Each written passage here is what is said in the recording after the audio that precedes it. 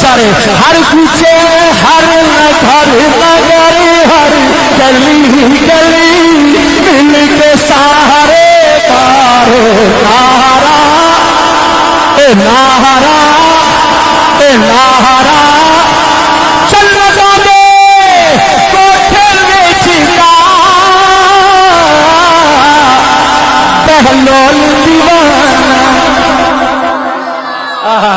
ہائے ہائے ہائے بہلول کوٹھے بنائی جا رہی ہے ادھروں بادشاہ آیا بہلولا دس کی کرنا ہے وہ جنت نے گھر بنانا وا کتنے دینا ہے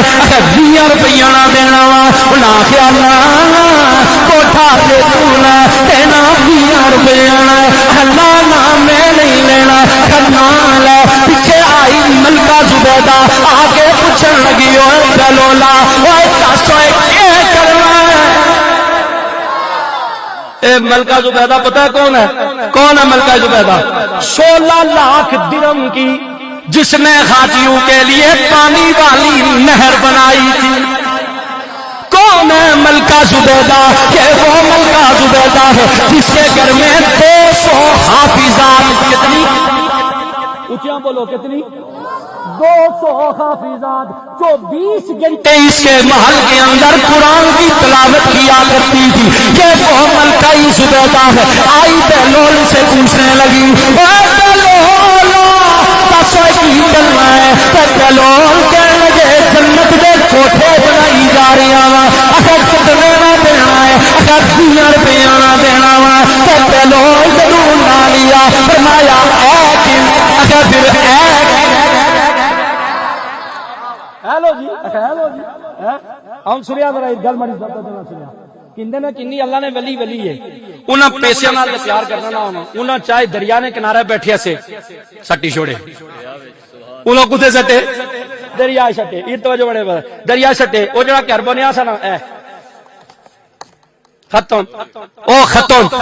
ٹھیک ہے جی بالکل ٹھیک ہے بالکل ٹھیک ہے رات آئی بادشاہ ستا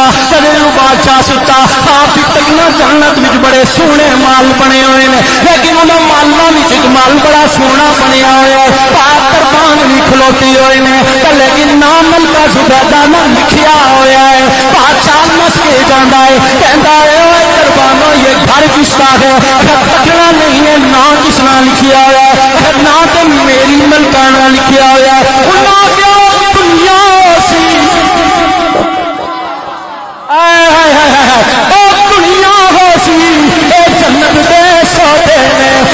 جس کا نام کیا ہے کیا نام سے نام ملکہ زبیدہ ناتے چاسیری ہوئی صبح ہوئی بادشاہ اسے نسیا نس کے گیا دریا نے کنارے او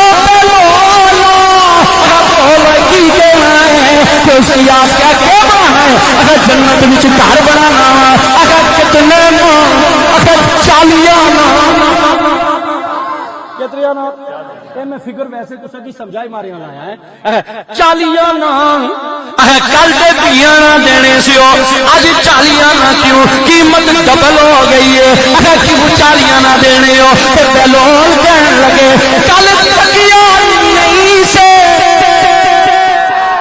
آئے ہائے اجرے سمجھی تو بولے ہو تو سارا صدقہ کا چہرہ سبحان اوہ کل تکیا نہیں سے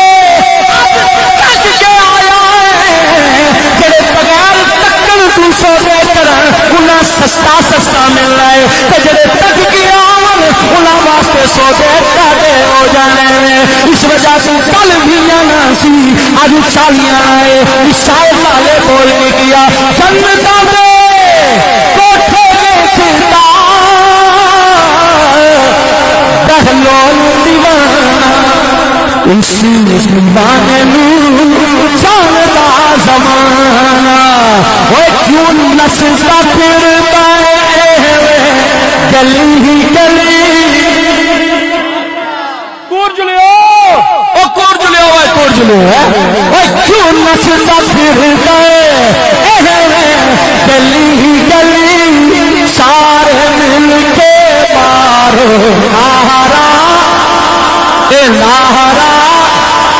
میں ویسے ساری زندگی ہاتھ نہیں چاہے بڑی اندر پاتت نہیں لیکن آئی ویسے میں دے کرنا ایویں کوئی اندری دل نہ لیا ہوا چاہی چھوڑو ہے کیونکہ حضور جناب علی نہ چایا آساس ہے انہوں نے چایا آس ہے آئی ذرا آس بھی چاہی تو ذرا شہادت ماری چھوڑنے اندر آس بھی نہ لیا ہے کیا کہتے ہیں ہائے ہائے کیوں نسل گلی ہی گلی مل کے سارے مارو نہارا اے نہارا اے نہارا اے نہارا ہر کوچے ہر نگر ہر گلی ہی کے سارے اگر ان کے ساتھ ادھر آؤ تم بیٹھو ہم سوار ہوں گے لیکن آؤ ذرا سنو مولا علی کی باری آئی مولا علی کعبے کے اندر آ کے بیٹھے بھی کعبے کے اندر آئے بھی